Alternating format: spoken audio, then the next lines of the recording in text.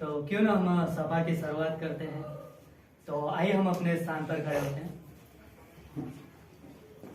और परमेश्वर हमारे बीच में है, तो क्यों ना हम परमेश्वर के लिए जोरदार ताली बजाएं। तो क्यों ना सभा की शुरुआत करने से पहले हम प्रार्थना करते हैं और परमेश्वर को महिमा देते हैं। प्रार्थना करते हैं। धन्यवाद देते हैं हमारे जीवित और महान परमेश्वर पिता, आपके महान अनुग्रह के लिए, आपकी दया के लिए प्रभु, और आपकी विश्वास योग्यता के लिए प्रभु, कि आप सर्वश्रेष्ठ परमेश्वर हो प्रभु, आप भले परमेश्वर हो प्रभु। और धन्यवाद करते हैं पिता परमेश्वर कि आप स्वर्गों के स्वर्ग में विराजमान हो, लेकिन आप अपने लोगों के साथ रहना पसंद करते हो। और धन्यवाद देते हैं आपकी उपस्थिति के लिए कि आप हमारे बीच में हो प्रभु। और आपके वचन में जैसा कहा है प्रभु कि जहां 2 या 3 मेरे नाम से जमा होते हैं, उनके बीच में मैं उपस्थित रहता हूँ। हाँ प्रभु यीशु मसीह, हम आपकी उपस्थिति के लिए हम आपका स्वागत करते प्रभु। होने देना पिता परमेश्वर, आज के इस सभा को हम आपके हाथों में सौंपते हैं। हमारे जीवनों के द्वारा प्रभु आपकी महिमा हो, आपकी बड़ाई हो प्रभु। होने देना पिता परमेश्वर, इस समय आप हमारे हृदयों को, आप हमारे मनों को तैयार करना प्रभु, ताकि जैसे आप आत्मा हो और सच्चाई हो प्रभु, वैसे हम आपकी आराधना कर सके, आपको महिमा दे पाए। वैसे हमारी प्रार्थना है पिता। धन्यवाद करते हैं जीवित परमेश्वर, धन्यवाद करते हैं सारे आदर के योग्य प्रभु। धन्यवाद देते हैं, आपकी स्तुति महिमा गाते प्रभु, आपके नाम की जय जयकार करते प्रभु। हम आपके स्वभाव को ऊंचा उठाते प्रभु, हम आपको ऊंचा उठाते प्रभु, क्योंकि आप सर्वश्रेष्ठ परमेश्वर हो, ऊंचाइयों पर विराजमान परमेश्वर हो। और हमसे प्रेम करने के लिए आप अपने आप को झुकाते हो प्रभु, नम्र बनते हो। और इसलिए आपने इस धरती पर जन्म लिया था, और आप हमारे पापों के लिए उस क्रूस पर मारे गए, गाड़े गए, और तीसरे दिन मृत्यु में से जी उठे प्रभु।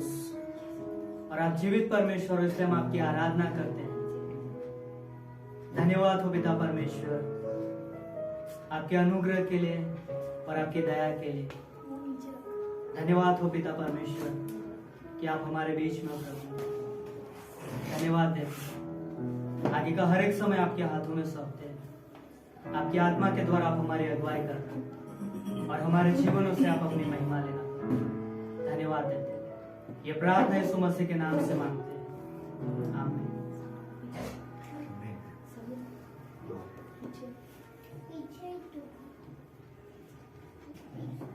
क्यों ना हम तन मन लगा के परमेश्वर की आराधना स्तुति करें, क्योंकि परमेश्वर बोलता है कि वह ऐसे आराधकों को ढूंढता है जो उसकी आराधना आत्मा और सच्चाई से करे। तो हम इस गीत को गाएंगे, झूमो रे नाचो गाओ, खुशियों के गीत गाओ, हैप्पी क्रिसमस आया।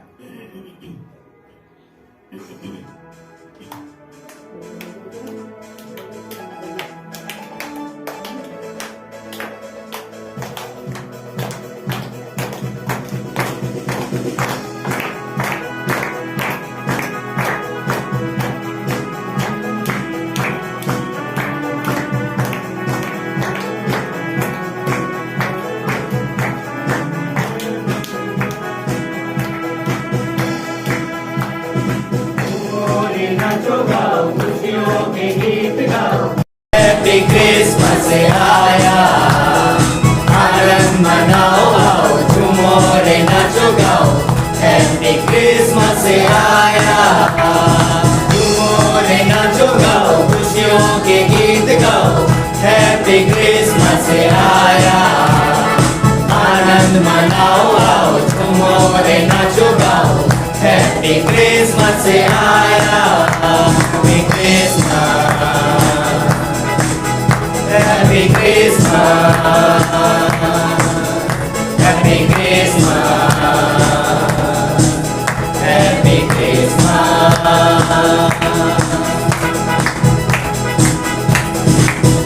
मरियम के घर जन्म लिया है आज अपना मसीहा, उद्धार करने आया सबका प्यारा यीशु मसीहा।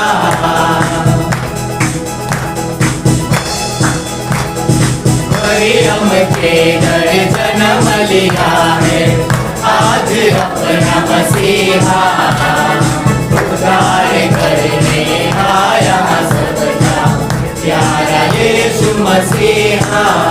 Happy Christmas, happy Christmas, happy Christmas, happy Christmas. जीवन सबका स्वर्ग बनाने क्रिसमस का दिन आया, हर इंसान से प्रेम करो ये संदेशा लाया।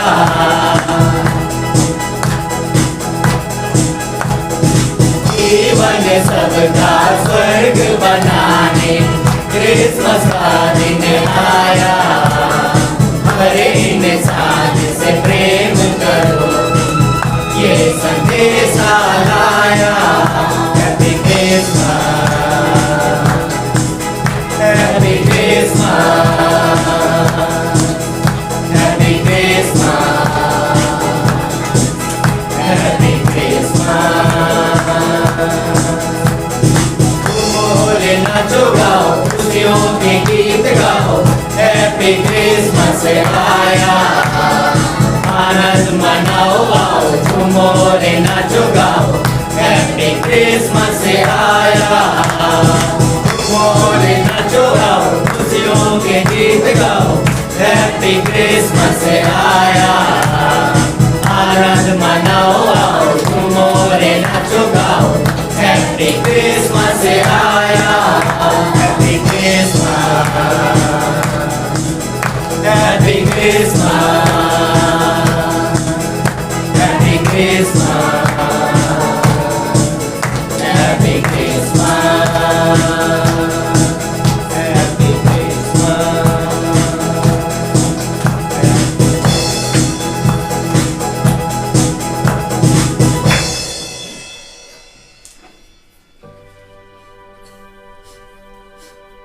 क्या दिन खुशी का आया, रहमत का बादल छाया, दुनिया का मुंजी आया, हा हा हा हालेलुया।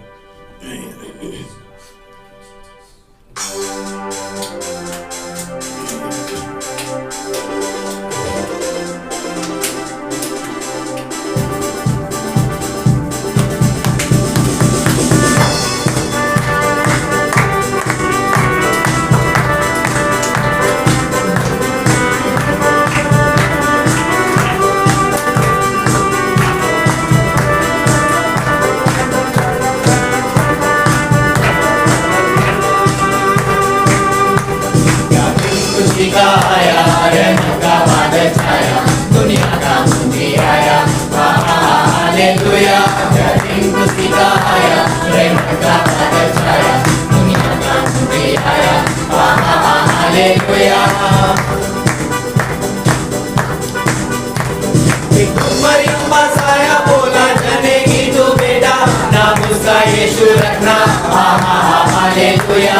एक दूत मरियम पास आया, बोला जनेगी तू बेटा, नाम उसका यीशु रखना, हालेलुया। क्या दिन खुशी का आया, रहमत का बादल छाया, दुनिया का मुंजी आया, हालेलुया।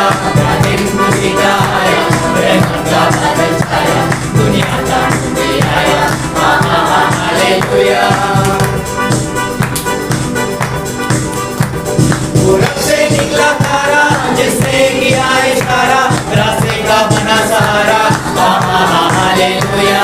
पूरब से निकला तारा, जिसने किया इशारा, रास्ते का बना सहारा, हालेलुया। क्या दिन खुशी का आया, रहमत का बादल छाया, दुनिया का मुंजी आया, हालेलुया। क्या दिन खुशी का आया, रहमत का बादल छाया, दुनिया का मुंजी आया, हालेलुया। गौशाला में जन्मा है, जो चरनी में लेटा है, वो खुदा का बेटा है, हालेलुया। गौशाला में जन्मा है, जो चरनी में लेटा है, वो खुदा का बेटा है, हालेलुया। क्या दिन खुशी का आया, रहमत का बादल छाया, दुनिया का मुंजी आया, हालेलुया, क्या दिन खुशी का आया, रहमत का बादल छाया, दुनिया का मुंजी आया, हालेलुया। वो आया प्रेम बढ़ाने, दुखों को दूर भगाने, पापों से मुक्ति दिलाने, हालेलुया। वो आया प्रेम बढ़ाने, दुखों को दूर भगाने, पापों से मुक्ति दिलाने, हालेलुया। क्या दिन खुशी का आया, रहमत का बादल छाया, दुनिया का मुंजी आया, हालेलुया। क्या दिन खुशी का आया, रहमत का बादल छाया, दुनिया का मुंजी आया, हालेलुया, हालेलुया, हालेलुया। धन्यवाद करते हैं पिता परमेश्वर, आपकी नाम की आराधना स्तुति करते हैं। सच में परमेश्वर, आप स्वर्ग छोड़कर हमारे लिए इस धरती पर आए, और पिता परमेश्वर हमें आप पापों की बंधन से छुड़ाया पिता परमेश्वर, और आपके संतान होने का हमें अधिकार दिया है परमेश्वर। यस पिता, धन्यवाद देते हैं इस खूबसूरत समय के लिए प्रभु, कि हम आपकी स्तुति और आराधना करते हैं। धन्यवाद देते हैं पिता परमेश्वर। थैंक यू प्रभु, हमारा हृदय प्रभु आप तैयार करें। आराधना के द्वारा पिता हम आपका आदर करते हैं प्रभु, आपका नाम ऊंचा उठाते हैं पिता। यस पिता प्रभु, धन्यवाद देते हैं, धन्यवाद देते हैं।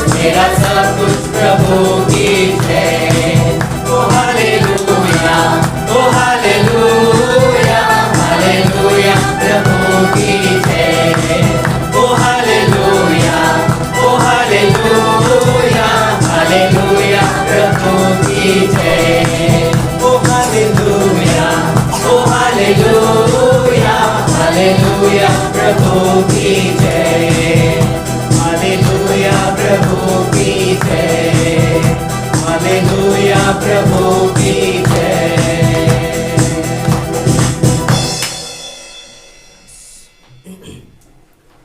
और गीत गाएंगे परमेश्वर की आराधना स्तुति के लिए। तुम सा कोई नहीं, तुम सा कहीं नहीं।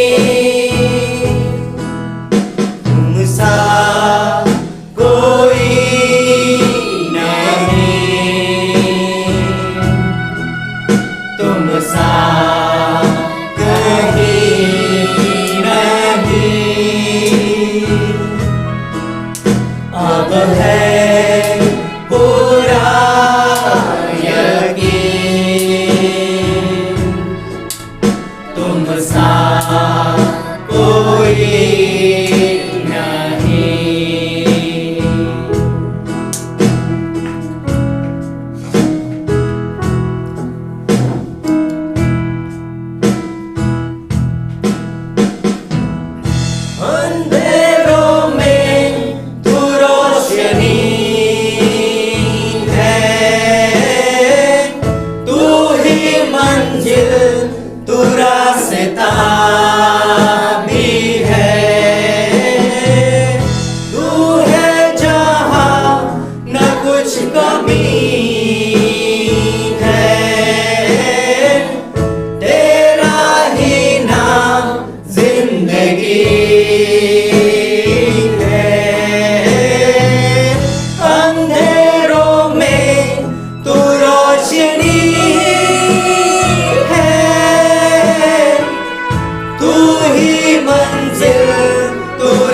रास्ता भी है, तू है जहां न कुछ कमी है, तेरा ही नाम जिंदगी है। हालेलुया,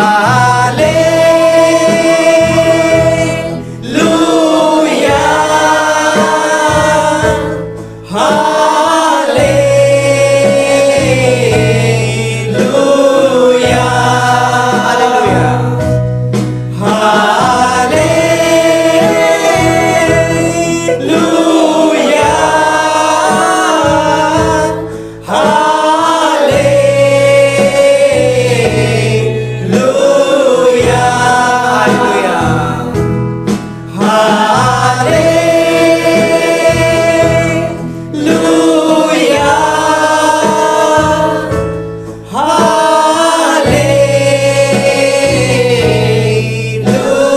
हालेलुया,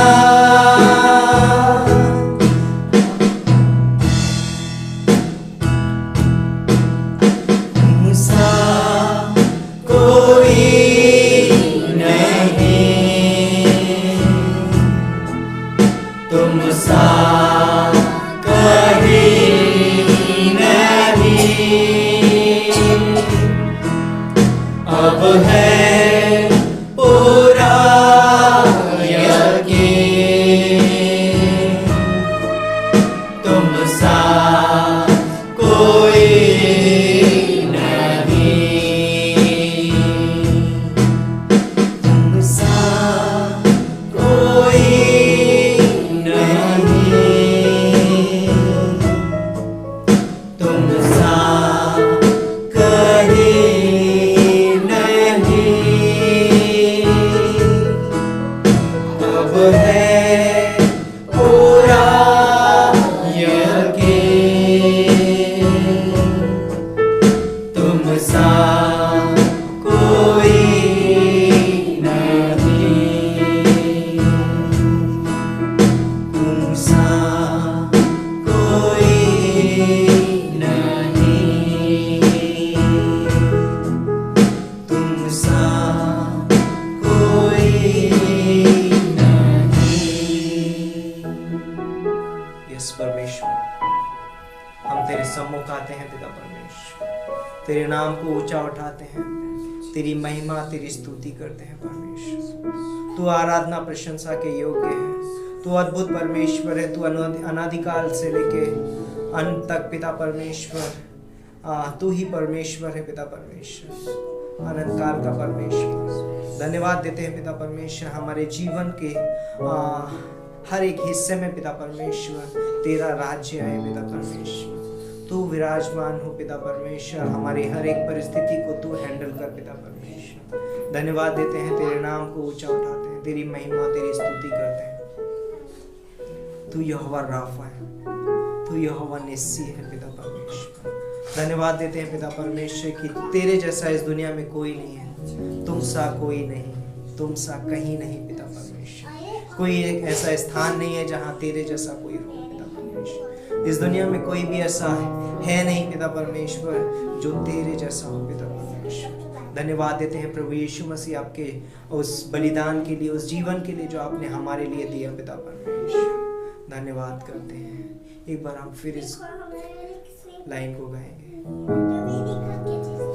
तुम सा कोई नहीं, तुम सा कोई नहीं। यस परमेश्वर, तू महान है, तू अद्भुत है परमेश्वर। आज की सभा को तेरे हाथों में सौंपते हैं परमेश्वर, तू विराजमान होना पिता परमेश्वर, तू लीड कर, तू गाइड कर परमेश्वर, हमारे हृदय से बातें कर तेरे वचन के द्वारा, तेरे लोगों के द्वारा पिता परमेश्वर। होने दे पिता परमेश्वर कि हम एक यूनिटी में, एक एकता में होकर के तेरे वचन को सुन सकें और उसको अपने जीवन में लागू कर सकें। धन्यवाद करते हैं, हमारे हृदय को तैयार कर तेरी महिमा तेरी स्तुति तेरे वचन को स्थान देने के लिए पिता परमेश्वर। धन्यवाद प्रभु यीशु मसीह के नाम से मांगते हैं, आमीन। सभी लोग बैठ सकते हैं। तो सबका स्वागत है ग्रेटर गेट झालुद कलीसिया में। क्यों ना हम परमेश्वर के लिए और आराधना टीम के लिए जोरदार ताली बजाएं और धन्यवाद दें। तो अद्भुत रीति से उन्होंने अगुवाई किया। तो फिर से एक बार जो भी हमारे साथ यूट्यूब के द्वारा, जूम मीटिंग के द्वारा और कलीसिया में जुड़े हुए सभी का स्वागत है फिर से एक बार। तो हम जानते हैं कि ये क्रिसमस महीना है और अद्भुत सभाएं चल रही है। हर जगह पे यीशु मसीह के जन्म के बारे में प्रचार किया जा रहा है। लेकिन 25 तारीख को भी अद्भुत सभा रहने वाली है ना। तो क्रिसमस का समय रहेगा, है ना, क्रिसमस सभा रहेगी। तो हम चाहते हैं कि उसमें रियली सबका स्वागत है। यदि आप YouTube के द्वारा सुन रहे हैं और आप भी अभी तक अपने झालुद कलीसिया देखा नहीं, आना चाहते तो ज़रूर हमसे कांटेक्ट करें और आइए। तो कुछ अनाउंसमेंट है, मैं कुछ अनाउंसमेंट करना चाहूँगा इस समय पे। तो हम जानते हैं कि ये क्रिसमस का समय है और इस बार जो है हमने कुछ अलग, है ना, एक इन्विटेशन कार्ड जैसे हमने बनाया है तो लोगों को इनवाइट करने के लिए, है ना। और ये जो है क्रिसमस की 25 तारीख का जो प्रोग्राम है उसके लिए इन्विटेशन कार्ड है।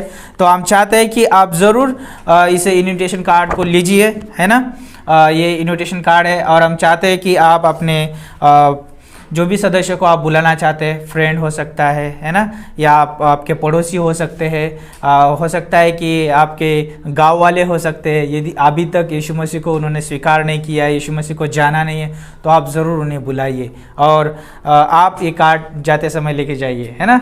तो ये था अनाउंसमेंट। और हम जानते हैं कि आने वाले दिनों में 16 तारीख से कैरल सिंगिंग शुरू हो रही है और आप ग्रुप में हमने ये भी डाला था, मैसेज भी डाला था कि किसके घर पे रहेगा, कौन से तारीख को। तो हम चाहते हैं कि उस कैरल सिंग में सभी का स्वागत है और अद्भुत समय रहेगा और तैयार रहिए, है ना।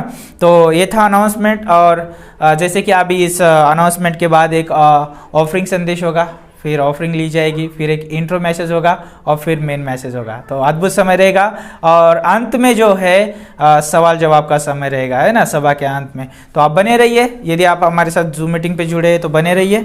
ओके, तो आइए प्रार्थना करते हैं इस समय।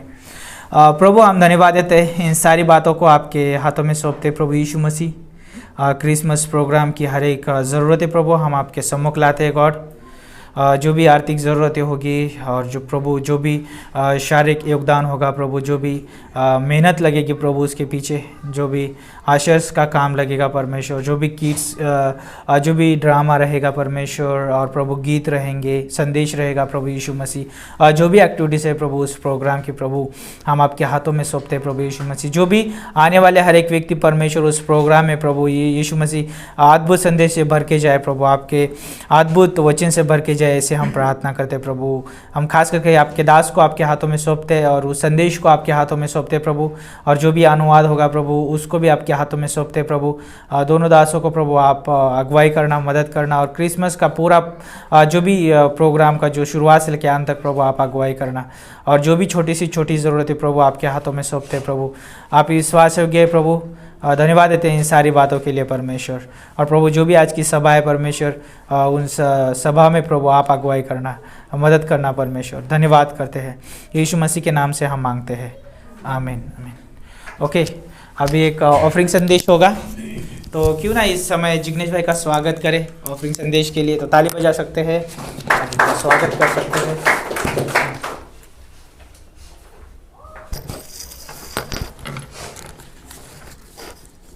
ये बेट का समय है और आप बाइबल से वचन निकाल सकते हैं।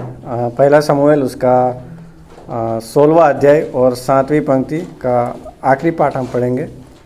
पहला शमूएल 16वां अध्याय और 7वीं पंक्ति का आखिरी पाठ मैं पढ़ता हूँ आपके लिए। क्योंकि यहोवा का देखना मनुष्य का सा नहीं है, मनुष्य तो बाहर का रूप देखता है, परंतु यहोवा की दृष्टि मन पर रहती है। और एक वचन पढ़ेंगे, मरकुस उसका 12वां अध्याय और 41 से 44 तक। वह मंदिर के भंडार के सामने बैठकर देख रहा था कि लोग मंदिर के भंडार में किस प्रकार पैसे डालते हैं, और बहुत से धनवानों ने बहुत कुछ डाला। इतने में एक कंगाल विधवा ने आकर 2 दमड़ियाँ जो एक अधेले के बराबर होती है डाली। तब उसने अपने चेलों को पास बुलाकर उससे कहा, मैं तुमसे सच कहता हूँ कि मंदिर के भंडार में डालने वालों में से इस कंगाल विधवा ने सबसे बढ़कर डाला है, क्योंकि सब ने अपने धन की बढ़ती में से डाला है, परंतु इसने अपनी घटी में से जो कुछ उसका था अर्थात अपनी सारी जीविका डाल दी है। तो बहुत अद्भुत वचन है यहाँ पर परमेश्वर का। और हमने पहले देखा कि परमेश्वर जो है वो बाहरी रूप को नहीं देखता, लेकिन हमारे अंदरूनी मन को देखता है। और बहुत बार हम जब बाइबल पढ़ते हैं तब परमेश्वर हमारे मन के ऊपर ही ज़्यादा भार देते हैं कि हमारे मन के अंदर ही अगर कुछ भी गलत चीज़ें होती है, हम बाहर से अच्छे दिखते हैं, तो वो परमेश्वर को प्रसन्न नहीं कर सकता है। तो यहाँ पर हमने एक सुंदर घटना देखी है कि एक मंदिर में जब भेंट दिया जाता है तो उस समय हमने देखा कि बहुत लोगों ने भेंट दी है ना, धनवानों ने दी और लास्ट में एक कंगाल विधवा ने आके दी। और वहाँ पर प्रभु यीशु मसीह उस विधवा स्त्री की प्रशंसा करता है। बहुत सारे लोगों ने दिया, लेकिन उसमें से परमेश्वर ने उस विधवा स्त्री की प्रशंसा की है, क्योंकि हम वहाँ पर एक विश्वास योग्यता का प्रतीक देखते हैं, है ना। वो कंगाल स्त्री थी, विधवा स्त्री थी, उसके पास हो सकता है कोई आधार नहीं होगा, कुछ जीविका को प्रसार करने के लिए कुछ उसके पास दौलत नहीं थी, लेकिन फिर भी उसने जो कुछ था उसके पास, उसमें से उसने विश्वास के साथ, यानी कि मन में उसने कुछ भी कुड़कुड़ाहट के बगैर उसने परमेश्वर के कार्य के लिए उसने वहाँ पे अपना दान दे दिया, है ना। उसने अपने जीवन के बारे में नहीं सोचा कि ये डाल दूंगी उसके बाद मेरा क्या होगा, लेकिन उसने पूरा भरोसा परमेश्वर पर रखा और उस पर भरोसा रखने के बाद उसने जो कुछ था वो दान उसने उस मंदिर में दिया। तो हम जब भी हमारे दान को परमेश्वर के सम्मुख लाते हैं तब परमेश्वर हमारे दान को नहीं देखता है कि हम कितना डाल रहे हैं, लेकिन परमेश्वर हमारे मन को देखता है कि हम कितने आनंद से देते हैं, कितना परमेश्वर पर भरोसा करके देते हैं। चाहे हमारे पास हाथ में कुछ कम हो या ज़्यादा हो, लेकिन हमारे मन में परमेश्वर के प्रति आदर ही नहीं होगा या देने का कुछ स्वभाव ही नहीं होगा, हमारे पास आनंद ही नहीं होगा, तो उस दान का कोई मतलब नहीं है। उस दान को परमेश्वर उससे प्रसन्न नहीं होता है। तो जब भी हम अपना दान दें, या चाहे थोड़ा हो चाहे बहुत हो, लेकिन हमारे मन में एक आनंदित मन होना चाहिए, कोई भी दबाव या कोई भी जो कुड़कुड़ाहट है वो नहीं होना चाहिए। तो परमेश्वर को हम उसके सम्मुख हमारा दान लेके जाते हैं, इसका मतलब ये नहीं होता कि परमेश्वर को हमारे दान की ज़रूरत है। हम पुराने नियम से देखते हैं कि परमेश्वर ने दान और दशवांश का जो नियम था वो इसलिए किया था कि जो भी ज़रूरतें होती है, यानी कि उस समय मंदिर था, मंदिर की ज़रूरत थी, याजक थे और कुछ विधवाएं अनाथ थे, उसको हेल्प करने के लिए ये नियम परमेश्वर ने दिया था। और आज हम वही देखते हैं कि कलीसिया को बढ़ाने के लिए भी वही नियम आज हम फॉलो करते हैं, हमारा दान परमेश्वर के सम्मुख लगते हैं। तो परमेश्वर ने ये अद्भुत योजना बनाई है हमारे लिए कि हम दान दे, दशवांश दे, ताकि हमारी कलीसिया बढ़े। और उतना ही नहीं कि कलीसिया की जो ज़रूरतें होती है, आर्थिक ज़रूरतें भी होती है बहुत सारी, क्योंकि हम उस समय से आज के समय तक बहुत डिफरेंस हो चुका है ना। हर समय हमारी जो समय है वो बदलता जाता है। तो उस प्रकार से परमेश्वर ने जो योजना बनाई है उसमें हम सहभागी होते हैं। लेकिन जब भी हम दान देते हैं, जैसे इस विधवा स्त्री ने दिया, उसी प्रकार से हम दान दें तो मन में कोई भी दबाव या कोई भी कुड़कुड़ाहट के बिना वो दान हमें परमेश्वर के सम्मुख लाना चाहिए। तो उसी से परमेश्वर प्रसन्न होता है। हमारे दान से वो प्रसन्न नहीं होता, लेकिन हमारे मन से वो प्रसन्न होता है। तो मैं इसी वचन से आपको प्रोत्साहित करता हूँ कि हम थोड़ा दे या बहुत दे, लेकिन परमेश्वर के मन, जो हमारा मन है वो परमेश्वर के सम्मुख आनंदित होना चाहिए। और हम इस आनंदित जो मन रखते हैं उसका वो मन खुद गवाह देता है कि हम परमेश्वर पर कितने निर्भर है।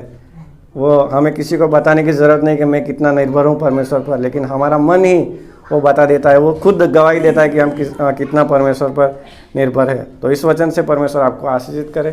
तो आइए प्रार्थना करते हैं।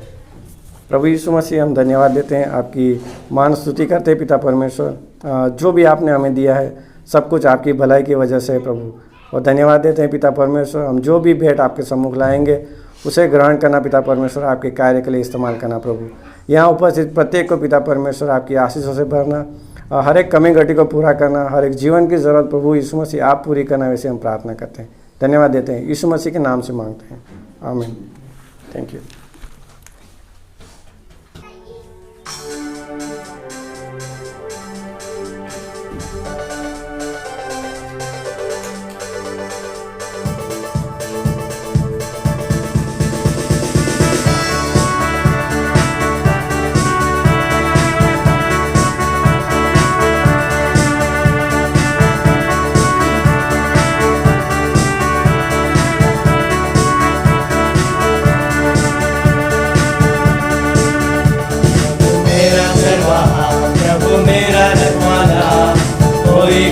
मुझे नहीं है, हालेलुया। प्रभु मेरा चरवाहा, प्रभु मेरा रखवाला, कोई घटी मुझे नहीं है। कई झरनों के पास ले जाता है वो, जाने मेरी प्यास। सुखदाई झरनों के पास ले जाता है वो, जाने मेरी प्यास। धर्म के मार्ग में वो ले जाता है मुझे अपने साथ। धर्म के मार्ग में वो ले जाता है मुझे अपने साथ। प्रभु मेरा चरवाहा, प्रभु मेरा रखवाला, कोई घटी मुझे नहीं है, हालेलुया। प्रभु मेरा चरवाहा, प्रभु मेरा रखवाला, कोई घटी मुझे नहीं है। शत्रुओं के सामने आदर बढ़ाता है मेरा। शत्रुओं के सामने आदर बढ़ाता है मेरा। आनंद के तेल से वो अभिषेक करता है मेरा। आनंद के तेल से वो अभिषेक करता है मेरा। प्रभु मेरा चरवाहा, प्रभु मेरा रखवाला, कोई घटी मुझे नहीं है, हालेलुया। प्रभु मेरा चरवाहा, प्रभु मेरा रखवाला, कोई घटी मुझे नहीं है। और अंधकार से भरी घाटी से यदि मैं चलूं, और अंधकार से भरी घाटी से यदि मैं चलूं, कोई हानि से न डरूंगा। प्रभु मेरी करता है रक्षा, कोई हानि से न डरूंगा। प्रभु मेरी करता है रक्षा। प्रभु मेरा चरवाहा, प्रभु मेरा रखवाला, कोई घटी मुझे नहीं है, हालेलुया। प्रभु मेरा चरवाहा, प्रभु मेरा रखवाला, कोई घटी मुझे नहीं है। करुणा भलाई और जीवन निश्चय मेरे साथ रहेगा। करुणा भलाई और जीवन निश्चय मेरे साथ रहेगा। अपने प्रभु के भवन में सर्वदा मैं वास करूंगा। अपने प्रभु के भवन में सर्वदा मैं वास करूंगा। प्रभु मेरा चरवाहा, प्रभु मेरा रखवाला, कोई घटी मुझे नहीं, हालेलुया। प्रभु मेरा चरवाहा, प्रभु मेरा रखवाला, कोई घटी मुझे नहीं है, कोई घटी मुझे नहीं है।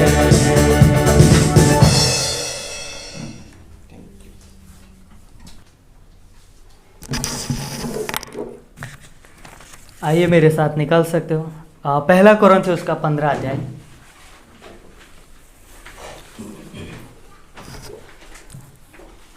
पहला कोरिन्थियों का 15 अध्याय और उसकी 58वीं पंक्ति।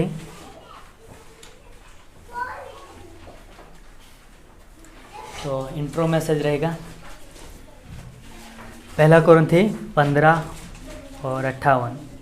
तो यहाँ पर इस प्रकार से लिखा है, इसलिए हे मेरे प्रिय भाइयों, दृढ़ और अटल रहो और प्रभु के काम में सर्वदा बढ़ते जाओ, क्योंकि यह जानते हुए कि तुम्हारा परिश्रम प्रभु में व्यर्थ नहीं है ना। यहाँ पे अद्भुत बात लिखी है कि प्रभु के काम में सर्वदा बढ़ते जाओ, है ना। प्रभु का जो कार्य है, प्रभु की जो सेवा है, उसके अंदर मतलब कि एक विश्वासी होने के नाते हमें बढ़ते जाना है, क्योंकि ये परमेश्वर की इच्छा है। और इसलिए मतलब कि यहाँ पे लिखा है कि जो कुछ भी हम करते हैं, है ना, प्रभु में जो कुछ भी हम सेवा करते, जो भी कार्य करते, है ना, वो व्यर्थ नहीं है ना, परमेश्वर की महिमा के लिए।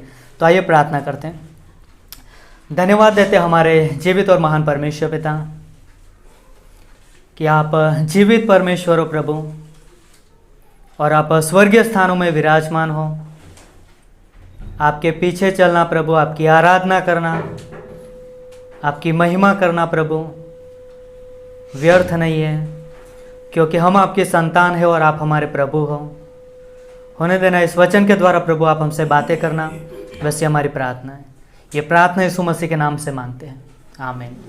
तो जैसे यहाँ पर लिखा है कि कोई भी कार्य हम प्रभु में करते हैं ना, वो व्यर्थ नहीं है। तो चाइना के अंदर कई बार आपने सुना होगा कि नए विश्वासी आते हैं कलीसिया में। तो जब नए विश्वासी कलीसिया में आते हैं तो उनका जो स्वागत होता है वो बहुत अच्छे तरीके से होता है। एक सेवा भाव के तौर पे होता है कि ये जो व्यक्ति आया है उसके द्वारा परमेश्वर की महिमा होगी, है ना। ये जो व्यक्ति आया है कलीसिया में उसके द्वारा परमेश्वर की सेवा होगी। तो चाइना में मतलब ऐसा होता है कि जब कलीसिया में कोई व्यक्ति आता है तो उनका स्वागत किया जाता है। तो इस तरीके से किया जाता है कि आज हमारे बीच में 2 पैर आए हैं, है ना, 2 पाँव आए हैं हमारे बीच में, जो कि परमेश्वर की सेवा के लिए कदम बढ़ाएंगे, है ना। उस तरीके से उनका स्वागत किया जाता है। उनका ये स्वागत किया जाता है कि हमारे बीच में 2 घुटने हैं जो परमेश्वर के लोगों के लिए झुकेंगे, है ना। उनका ये स्वागत किया जाए कि उनके 2 हाथ हैं जो परमेश्वर की सेवा के लिए, उसके कार्य के लिए आगे बढ़ेंगे, है ना। परमेश्वर का हृदय है उनके पास जो परमेश्वर का प्रेम से भरेंगे और परमेश्वर के प्रेम से एक दूसरे से प्रेम करेंगे, है ना। मतलब उस तरीके से उनका स्वागत किया जाता है एक सेवा भाव के रूप में से। और इसलिए मतलब कि यहाँ पर जैसे हमने वचन में देखा 1 कुरिन्थी उसका 15 अध्याय और उसकी 58वीं पंक्ति में कि प्रभु के काम में सर्वदा बढ़ते जाओ, है ना। परमेश्वर के कार्य में, परमेश्वर की सेवा में बढ़ते जाना है। तो परमेश्वर ने हमें सुंदर जीवन दिया है, परमेश्वर ने हमें सुंदर आंखें दिए हैं, हाथ दिए हैं, पैर दिए हैं, है ना, सुंदर दिल दिया है। और परमेश्वर चाहता है कि हमारे इन सारे हमारे शरीर के हर एक अंग से परमेश्वर की महिमा हो, हाँ ना। इसलिए वचन में लिखा है कि अपने सारे मन से, अपने सारे प्राण से, अपने सारी बुद्धि से, है ना, अपने खरे जीव से परमेश्वर की तू सेवा कर, है ना, परमेश्वर की आराधना कर। और इसलिए मतलब कि एक विश्वासी होने के नाते हमें ये बात याद रखना है कि परमेश्वर ने हमें उसके भले कार्य के लिए, है ना, उसकी सेवा के लिए परमेश्वर ने हमें बनाया है ना। हम देखते हैं उत्पत्ति के किताब में कि परमेश्वर ने आदम को रचा था, तो परमेश्वर ने उनको भी काम दिया था, है ना। ईदन के बगीचे में पानी पिलाना, है, सारी चीज़ों का परमेश्वर ने उसको भी जिम्मेदार दिया था। परमेश्वर चाहता था जो उसकी बनाई हुई सृष्टि है उसकी सेवा करे, है ना, परमेश्वर चाहता है। और आज हम देखते हैं कि हम विश्वासी, है ना, यीशु मसीह पर विश्वास करते हैं, हम उद्धार पाए हुए लोग हैं, हम बचाए हुए लोग हैं, और वो परमेश्वर की हम सेवा करते हैं, उसकी महिमा करते हैं। तो इसीलिए मतलब कि हमें याद रखना है कि हम भले कार्य के लिए, है ना, हम सेवा के लिए हम रचे गए हैं और परमेश्वर ने हमें बनाया है। तो इसलिए मतलब कि हम चाहे खाए, चाहे पिए, चाहे कुछ भी करें, जो कुछ भी करें परमेश्वर की महिमा के लिए करें, है ना, उसके कार्य के लिए, है ना। इसलिए हम जानते हैं कि हमारे पास वरदान है ना। किसी को बजाने का वरदान है, वो बजाते हैं, किसी को गाने का वरदान है, म्यूजिक टीम गाते हैं गाना, है ना। किसी को किसी भी प्रकार का वरदान है ना। चर्च में कोई कुर्सी सेटअप करते हैं, अलग अलग सेवकाई है ना। अपने वरदानों को, अपनी सेवाओं को परमेश्वर के कलीसिया में, परमेश्वर के भवन में उपयोग करते हैं, है ना। किसी को भेंट देने का वरदान है, दान देने का, लोग ऑफरिंग देते हैं ना, और उदारता से, ये अलग अलग सेवकाई है। और लोग परमेश्वर की महिमा के लिए, अपनी सेवा के लिए अपने जीवन को समर्पित भी कर देते। तो इसलिए मतलब कि हमें याद रखना है कि कोई सा भी मतलब कार्य क्यों ना हो, है ना, गाना गाना हो, बजाना हो, सुसमाचार प्रचार, कोई सा भी कार्य क्यों ना हो, लेकिन उन सारे कार्यों के द्वारा हमें परमेश्वर की महिमा करना है ना, उसकी बड़ाई करना है। तो इसलिए मतलब कि हमें याद रखना है कि हमारा काम चाहे छोटा हो बड़ा हो, है ना, परमेश्वर के राज्य के लिए, उसके कार्य के लिए होना है। और जब हम परमेश्वर की सेवा करते तो हम जानते हैं कि हम दिखाने के लिए नहीं करते, लेकिन हम क्यों करते हैं? परमेश्वर की महिमा के लिए, है ना, परमेश्वर के राज्य के लिए। और इसलिए मतलब कि हमारा काम कोई देखे या ना देखे, है ना, किसी को पता चले या ना चले, लेकिन हमें याद रखना है कि हमारे कार्य परमेश्वर देख रहा है ना। जैसे उन्होंने ऑफरिंग मैसेज बोला कि एक विधवा स्त्री थी, है ना, उसने 2 सिक्के दिए, है ना, धनवान व्यक्ति ने बहुत कुछ दिया, लेकिन यीशु मसीह ने उस 2 सिक्के दिए, उस पर उनकी भी नज़र थी, है ना, यीशु मसीह की। और यीशु मसीह ने अपने शिष्यों को बुलाकर उस विधवा की तारीफ किया है कि उसने सबसे उत्तम दिया है ना, उसने अपने पूरी जीविका डाल दी, है ना, सेवा के लिए, परमेश्वर के राज्य के लिए। और यीशु मसीह ने उसकी तारीफ किया है। क्यों किया? क्योंकि परमेश्वर का ध्यान है ना, हमारी सेवा के पीछे। हम जो कुछ भी उसके नाम के लिए, उसकी महिमा के लिए करते हैं, तो उसमें परमेश्वर का ध्यान है ना, परमेश्वर ध्यान देता है। और हम जानते हैं कि परमेश्वर के लिए हम जो कुछ भी कार्य करते हैं, परमेश्वर अन्याय नहीं है कि हमारे अच्छे कामों को भूल जाए, है ना, जो भी उसकी महिमा के लिए किया है। तो इसलिए मतलब कि हमें याद रखना है कि हमारी जो सेवकाई है, हमारा जो कार्य है ना, इस धरती पर है, लेकिन किसके बीच में है? मनुष्य के बीच में है ना। हम परमेश्वर की सेवा करते हैं, लेकिन मनुष्य के बीच में करते हैं, है ना। बाइबल में लिखा है कि शायद 1 यूहन्ना 4:20 में है कि यदि कोई व्यक्ति कहे कि मैं परमेश्वर से बहुत प्रेम करता हूँ, लेकिन अपने भाई से वो नफरत करता है, तो बाइबल बताती है वो झूठा है ना। अदृश्य परमेश्वर जिनको उसने देखा नहीं है, उससे वो कहता है कि मैं अपने परमेश्वर से प्रेम करता हूँ, लेकिन अपने भाई से जिनसे वो देखता है उनसे वो नफरत करता है, तो वो परमेश्वर की सेवा नहीं कर सकता, वो झूठ बोल रहा है।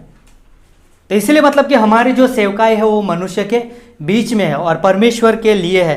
तो इसलिए मतलब कि हमें अपने जीवन को पूरी तरह से परमेश्वर के कार्य के लिए, है ना, उसकी महिमा के लिए समर्पित करना है। तो सेवा का मौका परमेश्वर ने हमें दिया है।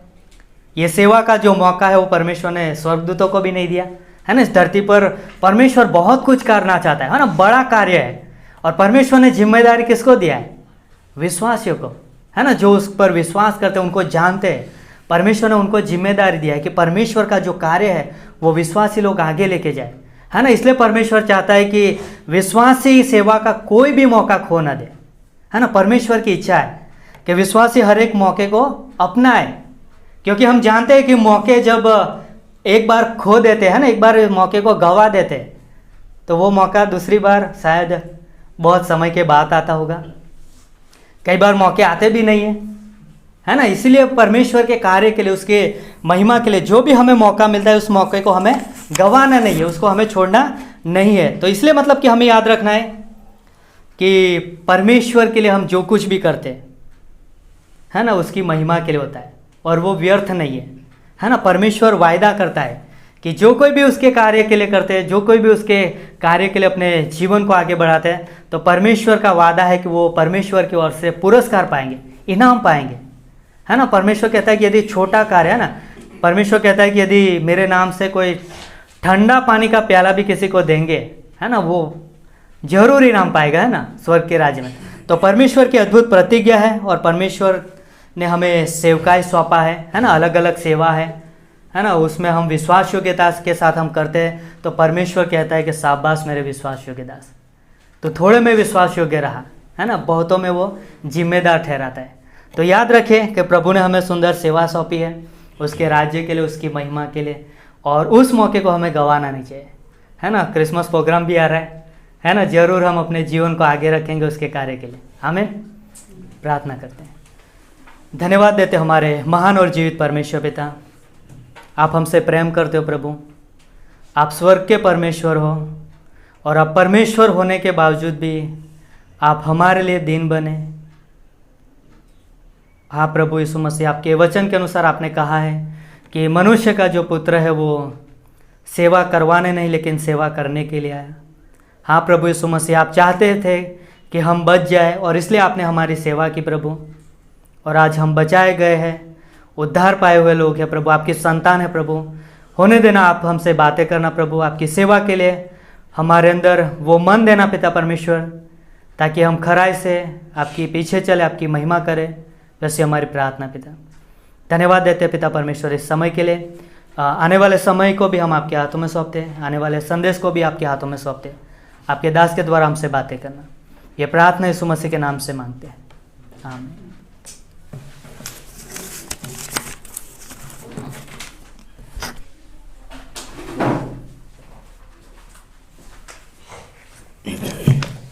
और संदेश प्रचार करने की ज़रूरत है।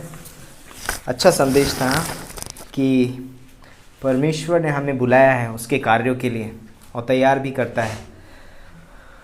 वाह। और ऑफरिंग मैसेज भी लाइक परमेश्वर हमारे हृदय को देखता है, ना कि हमारे दान को। उसके हमारे लाइक दान पे उसकी नज़र नहीं है, बट वो ये देख रहा है कि कौन से हृदय से हम दे रहे हैं। तो कितना भी दें उससे फ़र्क नहीं पड़ता, लेकिन कैसे हम देते वो ज़्यादा इम्पोर्टेंस रखता है कि हम कौन से हृदय से दे रहे हैं। तो क्यों ना हम सब लोग खड़े हो जाएं परमेश्वर का वचन पढ़ने के लिए। लूका की किताब उसका पहला अध्याय, क्योंकि क्रिसमस का सीज़न है। पिछले समय में भी हमने लूका से बात किया था और आज भी हम लूका का पहला अध्याय और उसकी 37 से लेकर 38वीं पंक्ति तक पढ़ेंगे, और उसके बाद हम पढ़ेंगे 45 से लेके 48 तक। पहला अध्याय 37 से 38 और 45 से लेके 48। बीच में डैश है, नहीं कर वो नहीं पढ़ना बीच का। सबने निकाल लिया है? ओके, हम लोग पढ़ते हैं 37 से 38। क्योंकि जो वचन परमेश्वर की ओर से होता है वह प्रभाव रहित नहीं होता। मरियम ने कहा, देख मैं प्रभु की दासी हूँ, मुझे तेरे वचन के अनुसार हो। तब स्वर्गदूत उसके पास से चला गया। 45 से 48। और धन्य है वह जिसने विश्वास किया, जो बातें प्रभु की ओर से उससे कही गईं वे पूरी होंगी। तब मरियम ने कहा, मेरा प्राण प्रभु की बढ़ाई करता है और मेरी आत्मा मेरे उद्धार करने वाले परमेश्वर से आनंदित हुई है। आइए हम प्रार्थना करते हैं। परमेश्वर पिता, हम धन्यवाद देते हैं इस खूबसूरत समय के लिए, इस दिन के लिए, इस वचन के लिए। इस वचन के द्वारा तो हमसे बातें करना और पवित्र आत्मा के द्वारा अगुवाई करो। मेरे मुख को छू इससे पवित्र कर, इससे मेरे नहीं पिता परमेश्वर परंतु तेरे वचन निकले। अपने वचन के द्वारा अपने लोगों से बातें करो। प्रभु यीशु मसीह के नाम से मांगते हैं, आमीन। सब लोग बैठ सकते हैं। तो आज हम जिस विषय पे बात करेंगे, पिछले रविवार को हमने बात किया था कि परमेश्वर के लिए यस बोलना, हाँ बोलना। लेकिन हाँ बोलने के बाद दूसरा स्टेप क्या होता है? सेकंड स्टेप क्या है? Yes to God. और दूसरा जो है वो ये है, गिव प्लेस टू गॉड। परमेश्वर को स्थान देना, है ना? परमेश्वर को स्थान देना यार, लाइक या परमेश्वर के लिए कदम उठाना। यस बोल दिया मैंने, हाँ परमेश्वर ठीक है, लेकिन परमेश्वर के लिए कदम उठाना, उसको स्थान देना भी बहुत ही ज़रूरी है। तो यहाँ पर जब हम इस कहानी को पढ़ते हैं, लूका का पहला अध्याय हम सबको मालूम है, हमने बहुत बार पढ़ा है, और इसको पढ़ने के बाद हम बहुत सारा लाइक क्रिसमस का वो हमारे अंदर वो आ जाता है। हम सोचने लगते हैं यस क्रिसमस आ रहा है, यीशु मसीह के जन्म की भविष्यवाणी हो रही है। मरियम के पास स्वर्गदूत आता है, एलिशिबा भी प्रेग्नेंट, लाइक वो भी गर्भवती है, वहाँ पर भी यूहन्ना का जन्म होने वाला है। फिर मत्ती के दूसरे अध्याय में हम देखते हैं यीशु मसीह का जन्म किस प्रकार से हुआ, है ना? चरनी में उसको रखा गया, और फिर स्वर्गदूत बोलते हैं गरेड़ियों के पास गए और उन्होंने परमेश्वर का संदेश सुनाया, और वो लोग गरेड़िए लोग वहाँ आकर के परमेश्वर की आराधना स्तुति करते हैं। फिर कुछ समय के बाद हम देखते हैं कि ज्योतिषी लोग आते हैं पूर्व दिशा से, और वो भी परमेश्वर की आराधना स्तुति करते हैं। लेकिन इन सब के बीच में आज हम बात करेंगे मरियम के जीवन के विषय में। मरियम के जीवन से हम कुछ सीखेंगे, कुछ चीज़ें जो हम सीखेंगे। तो मरियम हम जानते हैं एक कुंवारी स्त्री है, और यहाँ पर लिखा है बाइबल में कि वो परमेश्वर के अनुग्रह की दृष्टि उस पर हुई। मरियम कोई विशेष स्त्री नहीं थी, लेकिन परमेश्वर के अनुग्रह की वजह से वो एक विशेष स्त्री बनी। तो ऐसा नहीं है हम मरियम की पूजा करने लगे या हम मरियम को ऊंचा उठाते हैं, परमेश्वर का दर्जा नहीं देते हम उनको, क्योंकि वो भी एक साधारण इंसान है। और यहाँ पर लिखा है कि मेरे उद्धारकर्ता के कारण मैं, क्या होता है, मेरे परमेश्वर के कारण मैं आनंदित हूँ। उसको भी साल्वेशन, उसको भी उद्धार की ज़रूरत है। तो लेकिन यहाँ पर मरियम ने जो कदम उठाया वो बहुत ही खूबसूरत है। यहाँ पर जब मरियम के जीवन के बारे में हम सुनते हैं तो वहाँ लिखा है कि वो कुंवारी थी, और बोलते हैं कि मैंने अभी तक किसी पुरुष का मुंह नहीं देखा है। रियली वो धर्मी स्त्री थी, परमेश्वर का भय मानने वाली थी, और अपने जीवन को जी रही थी परमेश्वर के भय में। और हम जानते हैं कि परमेश्वर उसके पास आया। इंपॉर्टेंट है, एक प्रिंसिपल अगर हम यहाँ पर ये सीख सकते हैं, यदि हम परमेश्वर के लिए इस्तेमाल होना चाहते हैं तो परमेश्वर के भय में जीवन जीना भी बहुत ज़रूरी है। परमेश्वर बोलता है उन व्यक्तियों को इस्तेमाल करता है जो परमेश्वर के भय में जीवन जीते हैं। और यहाँ पर परमेश्वर का दूत मरियम के पास आया और बोला तू गर्भवती होगी। बहुत कठिन बोलता है कि उसके पास ये प्रस्ताव आया है। प्रस्ताव अच्छा है, लेकिन अभी नहीं प्रभु, शादी होने के बाद, है ना, क्योंकि वो समय में बहुत सारे लोग बांझ हुआ करते थे, और संतान उत्पन्न करना उनके लिए बहुत आनंद की बात है। यही एक स्त्री के लिए गर्भवती होना सबसे आनंद की बात समझी जाती है। क्यों? क्योंकि वो सोचती है रियली परमेश्वर ने मेरी सुधि ली है। और उस समय पे बहुत सारी स्त्रियां बांझ भी होती थी। ये खुशी बहुत अच्छी थी उसके लिए, लेकिन प्रभु अभी नहीं, शादी के बाद होगा तो अच्छा होगा। परमेश्वर बोलता है नहीं, बोलता है ये एक पुत्र तू जनेगी और तू पवित्र आत्मा की ओर से गर्भवती होगी। ये किसी मनुष्य या किसी पुरुष के संबंध से नहीं होगा, ये परमेश्वर की आत्मा के द्वारा होगा। और मरियम बोलती है ओके, तेरे वचन के अनुसार हो। इसके पीछे अगर आप बैकग्राउंड में देखें तो अगर एक कुंवारी स्त्री गर्भवती होगी तो उसका परिणाम पता है क्या होगा? इजराइल देश में, हम लोग यहाँ पर हैं, यहाँ कुछ नहीं होता, लेकिन इजराइल देश में यदि यहूदियों में अगर कोई स्त्री कुंवारी गर्भवती हो गई, इसका मतलब क्या है पता है? उसको सब लोगों के सामने लाया जाएगा, और उसका जो होने वाला पति है यूसुफ, वो बोलता है कि उसे क्या नहीं करना चाहता था, लोगों के सामने गलत दिखाना नहीं चाहता था, इसलिए वो चुपके से उसे छोड़ने वाला था, है ना। वो भी धर्मी पुरुष था। क्या कर सकता था वो? उसके ऊपर एक केस कर सकता है, उसको सब लोगों के सामने बीच में लाकर उसके ऊपर पथराव किया जा सकता है। इन सारी चीज़ों को सोचते हुए कौन कुंवारी स्त्री ये चाहेगी कि मैं गर्भवती हूँ? लेकिन यहाँ पर मरियम ने उन बातों की ओर ध्यान नहीं दिया जो उसके खिलाफ आने वाली थी। मरियम के खिलाफ बहुत कुछ आने वाला था। हो सकता है उसका परिवार उसके खिलाफ हो जाएगा, उसके समाज वाले उसके खिलाफ हो जाएंगे, हो सकता है उस गांव में लोग उसके खिलाफ हो जाएंगे, उसके चरित्र पर उंगली उठाई जाएगी, उसको बहुत कुछ नीचा दिखाया जाएगा, बहुत सारे लोग बड़ी बड़ी बातें करेंगे उसके विषय में। लेकिन मरियम बोलती है नो, बोलता है कि मुझे तेरे वचन के अनुसार हो। मैं उन सारी चीज़ों की ओर नहीं देखती, वो मेरे जीवन में क्या होने वाला है, किस तकलीफ से मैं गुजरूंगी, पर मैं किधर देखना चाहती हूँ? परमेश्वर की ओर, मैं उसके वायदे की ओर, मैं उस वचन की ओर देखना चाहती हूँ। और यहाँ पर मरियम ने कहा तेरे वचन के अनुसार हो, और हम जानते हैं क्या हुआ। मरियम ने जैसे ही हाँ भरी, बोलते कि पवित्र आत्मा के द्वारा प्रभु यीशु मसीह उसकी कोख में आया। तो मरियम ने क्या निर्णय लिया? वो अपने घर वालों के पास नहीं गई, अपने गांव में नहीं गई, परंतु पता है कहाँ गई? वो एलीशिबा के पास, क्योंकि एलीशिबा ने भी परमेश्वर की बातों का, उसके बोलते हैं कि उसके वायदे का अनुभव कर रही थी। और वही व्यक्ति आपको समझ सकता है जो आपकी तरह गुजर रहा हो। एक व्यक्ति जब प्रभु यीशु मसीह को अपने जीवन में ग्रहण करता है तो उसे कहाँ होना चाहिए?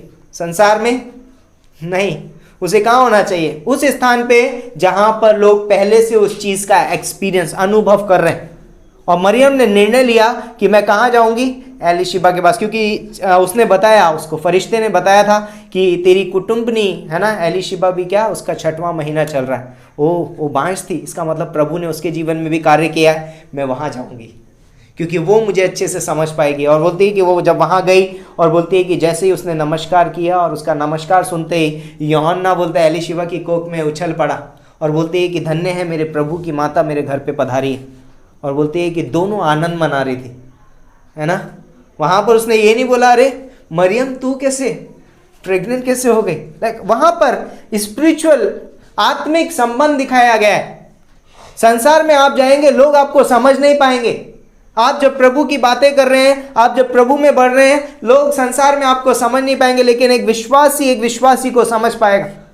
एक आत्मिक व्यक्ति को समझ पाएगा। तो जब परमेश्वर हमारे जीवन में कोई कार्य करता है या परमेश्वर हमारे जीवन में कोई वायदा देता है या परमेश्वर हमारे जीवन में चाहता है कि हम कुछ करें उसके लिए, तो हमें इस संगति की जरूरत है।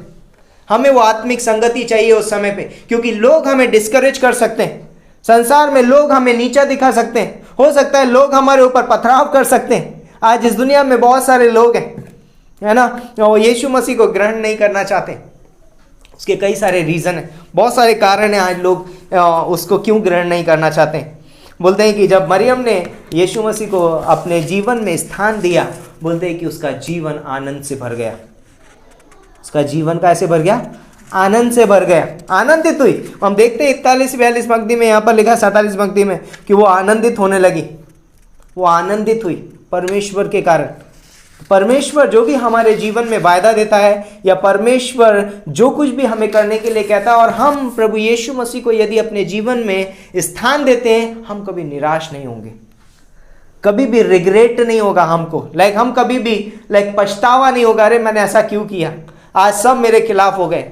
परमेश्वर बोलेगा वो हमारे हृदय को आनंद से भर देगा। भले से पूरी दुनिया आपके खिलाफ हो, बहुत से हो सकता है पूरे संसार में लोग आपके साथ ना हो, लेकिन आप उस परिस्थिति में आनंदित रहेंगे।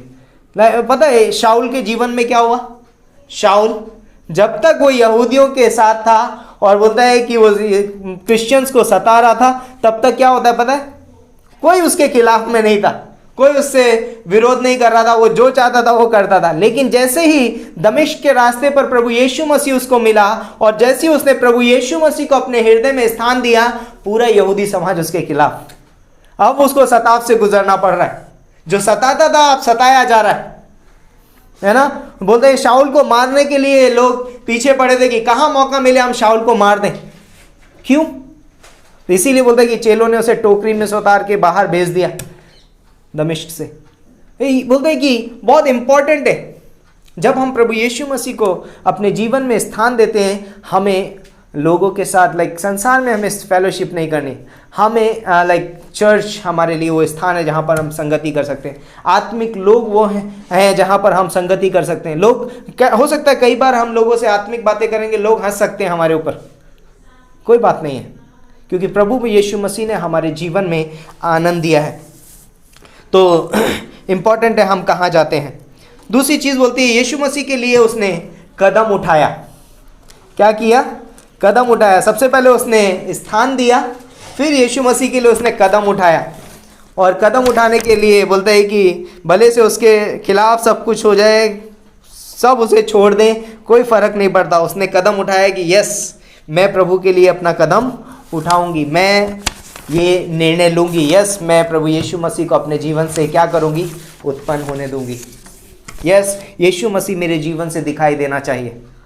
ये कदम था उसका हमारे जीवन में। यस, जब हम प्रभु यीशु मसीह को अपने जीवन में ग्रहण कर लेते हैं या उसे स्थान दे देते हैं, दूसरा कदम हमारा ये होना चाहिए कि यस, मैं यीशु मसीह को अपने हृदय से, मैं अपने जीवन से पैदा करूंगा, मैं यीशु मसीह को दिखाऊंगा। यीशु मसीह जब मरियम की कोख में आया तो यीशु मसीह पैदा भी हुआ और वहां पर दिखाई दिया। तो एक विश्वासी के जीवन से प्रभु यीशु मसीह दिखाई देना चाहिए, है ना। वो कदम हमें उठाना है। और उसने वहां पर संगति की एलीशिबा के साथ में और कुछ महीने वहीं रही। और उसके बाद बोलता है कि यूसुफ, बोलते हैं कि उसका पति उसके खिलाफ हो सकता है, बोलती है कोई बात नहीं है, परमेश्वर टेक केयर करेगा। और थोड़े समय के बाद हम देखते हैं कि स्वर्गदूत ने उससे बातें की और स्वर्गदूत को परमेश्वर ने भेजा। और बोलता है बाद में बोलता है कि वो अपनी पत्नी को अपने यहाँ ले आया और तब तक उसके पास नहीं गया जब तक वो पुत्र नहीं जनी। कैसे हुआ? मरियम ने इन सारी चीज़ों की चिंता नहीं की, उसने सब कुछ क्या कर दिया? प्रभु पे छोड़ दिया। तीसरी चीज जो बोलते हैं कि परमेश्वर की बातों की ओर प्राथमिकता दी उसने। क्या किया? मरियम ने परमेश्वर की बातों को प्राथमिकता दिया, संसार की बातों को नहीं। संसार वाले क्या बोलेंगे, बहुत सारे ख्याल सवाल जो उठ रहे होंगे उसके मन में, उन सबको उसने दबा दिया, लेकिन उसने परमेश्वर की बातों को प्राथमिकता दी। उसने कहा तेरे वचन के अनुसार हो। चौथी चीज जो बोलती है कि उसने परिणाम की चिंता नहीं की।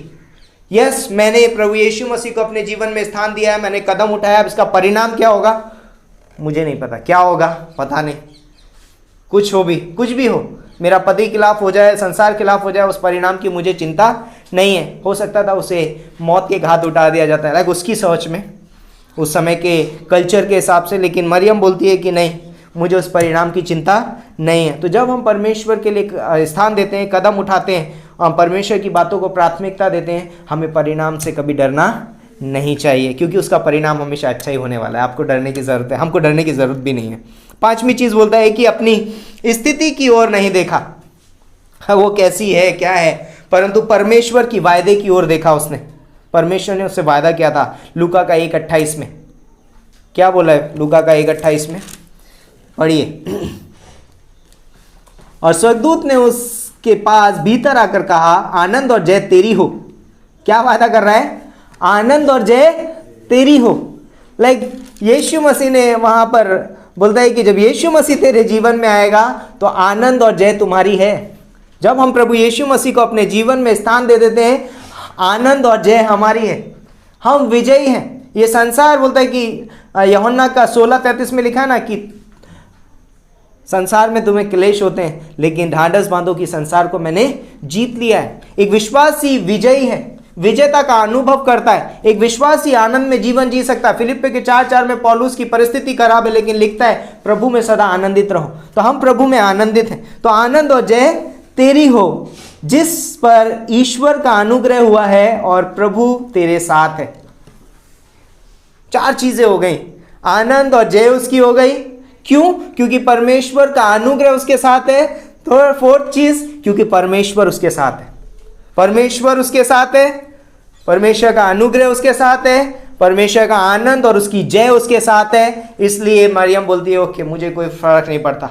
बोलते हैं कि अपनी स्थिति के ऊपर नहीं देख रही हो, परमेश्वर के वायदे की ओर देख रही है। परमेश्वर हमारे साथ है, इमानुएल। अगली चीज बोलता है कि अपनी काबिलियत की ओर नहीं देखा, परंतु परमेश्वर की सामर्थ की ओर देखा।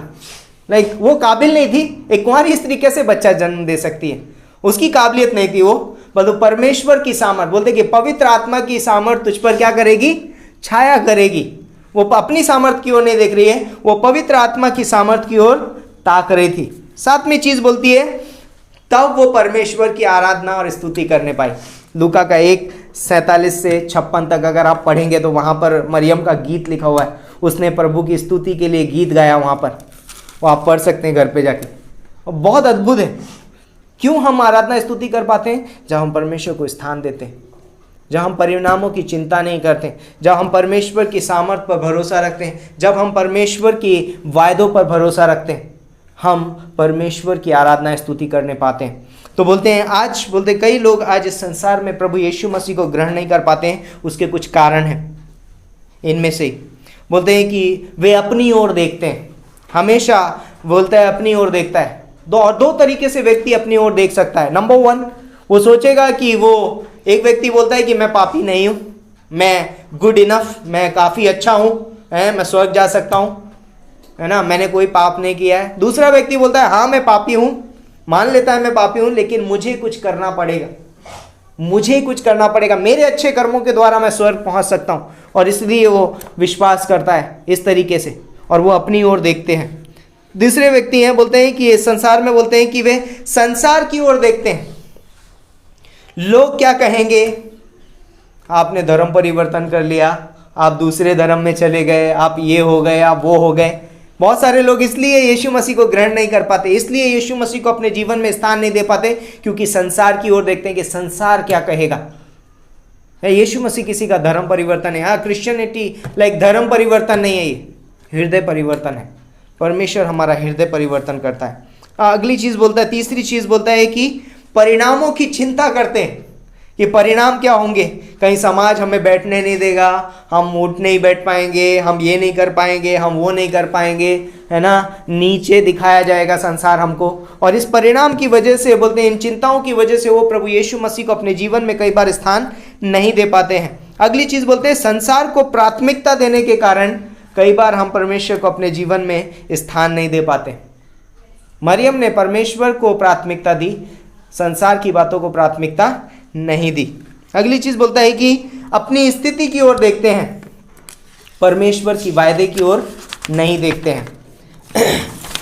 छठी चीज बोलते हैं कि वे संसार से डर के कारण कभी कदम नहीं उठाते। संसार से डरते हैं, लोगों से डरते हैं, इसलिए वो कभी भी परमेश्वर के लिए कदम नहीं उठाते और वो परमेश्वर के राज्य से वंचित रह जाते हैं। आज इस दुनिया में लोग डर के मारे, अरे मेरे परिवार वाले क्या बोलेंगे, संसार क्या बोलेगा, खानदान क्या बोलेगा, और उस डर के मारे कभी कदम नहीं उठाते यीशु मसीह पे। यस, वो जानते हैं यीशु मसीह सच्चा परमेश्वर है, लेकिन कभी कदम नहीं उठाते कि वो अपने उद्धारकर्ता के रूप में उसे ग्रहण करें, और इसीलिए वो स्वर्ग के राज्य से वंचित रह जाते हैं। सातवीं चीज़ बोलते हैं कि अपनी सामर्थ्य की ओर देखते हैं, संसार से लड़ने की कोशिश करते हैं, परमेश्वर की सामर्थ्य से नहीं, और इसीलिए वो कहते हैं परमेश्वर की सामर्थ्य का अनुभव नहीं कर पाते, क्योंकि हमेशा अपने आप से लड़ने की कोशिश। ओके, मैं इन लोगों से लड़ लूँगा और मैं फिर बताऊँगा, फिर मैं कर लूँगा, फिर मैं विश्वास कर लूँगा, फिर मैं जगा दूँगा, और वो बोलते परमेश्वर की सामर्थ्य का अनुभव नहीं कर पाते। आठवीं चीज़ बोलता है कि यही कारण है कि वो आज मनुष्य जो है वो सच्चे परमेश्वर की आराधना नहीं कर पाता है, क्योंकि वो इन सारी चीज़ों की ओर देखता है और परमेश्वर को अपने जीवन में स्थान नहीं देता है। बाइबल में बहुत सारे ऐसे स्थान हैं जहाँ पर हमको पता चलता है कि लोगों ने अपने जीवन में परमेश्वर को स्थान दिया और उनका जीवन बदल गया। लाइक मरियम के बारे में अगर हम बात करें, पहली स्त्री जिसने यीशु मसीह को अपनी कोख में स्थान दिया और वो स्त्रियों में धन्य बन गई। कोई भी उसके साथ गलत परिणाम नहीं हुआ उसका। बोलता है कि उसने यीशु मसीह को अपनी कोख में स्थान दिया और बोलते हैं कि वो स्त्रियों में धन्य हो गई। सारी स्त्रियों में लोग तुझे क्या कहेंगे? धन्य कहेंगे आज से। बोलता है कि चरनी वो स्थान है जहाँ पर यीशु मसीह ने जन्म लिया। चरनी के मालिक ने प्रभु यीशु मसीह के जन्म के लिए चरनी में स्थान दिया और वो चरनी परमेश्वर की आराधना स्तुति का स्थान बन गई। पहले वो कैसी होगी? पहले चरनी में आप क्या अनुभव करेंगे? वहां पर जाएंगे तो क्या अनुभव करेंगे आप? जब चरनी के अंदर घुसेंगे, गौशाला में घुसेंगे, तो आपको सबसे पहले क्या आएगा? बदबू आएगी, गोबर की, यूरिन की, है ना। आपको घास, बकरे भैं, ये सारी आवाजें आएंगी, बहुत सारी आवाजें होंगी वहां पर, बहुत सारे बदबू होगी वहां पर, और बोलते हैं कि बहुत सारी गंदगी होगी, कचरा। लेकिन जैसे ही बोलते हैं कि यीशु मसीह को स्थान दिया, वो स्थान आराधना स्तुति का। अब कौन आ रहे हैं? स्वर्गदूतों ने गरेडियों को बताया और गरेडिये वहां आकर के क्या कर रहे हैं? आप आराधना स्तुति कर रहे हैं। तो वो स्थान आराधना स्तुति का स्थान बन गया। अब से बहुत साल पहले जब हमने प्रभु यीशु मसीह को अपने जीवन में स्थान नहीं दिया था, हमारा जीवन उस गौशाला की तरह था। उसमें बहुत सारी गंदगी थी, बहुत गंदगी थी, उसमें बहुत सारी बदबू थी, बहुत स्मेल आती थी हमारे जीवन से। लोग शायद हमारे पास खड़ा होना भी ना चाहें। वो बोलते बहुत सारी आवाज़ें भी थी, मेरे पुराने पापी स्वभाव की आवाज़, मेरे मैं की आवाज़, मेरे घमंड, बहुत कुछ आवाज़ें थी हमारे अंदर, है ना। बहुत सारी गंदगी थी, बहुत सारी बदबू थी। लेकिन जैसे ही हमने प्रभु यीशु मसीह को अपने जीवन में स्थान दिया, हमारा जीवन परिवर्तन हो गया। अब हमारे जीवन में आराधना स्तुति होती है। पहले हम आराधना स्तुति नहीं करते थे। पहले हम क्या करते थे? फालतू आवाजें निकलते थे, मैं, भैं, पैं, ये सारी आवाजें हमारे जीवन से निकलती थी। लेकिन अभी हमारे अंदर से कौन सी आवाजें निकलती हैं? परमेश्वर की आराधना स्तुति। अब हमारे जीवन से परमेश्वर को धन्यवाद निकलता है।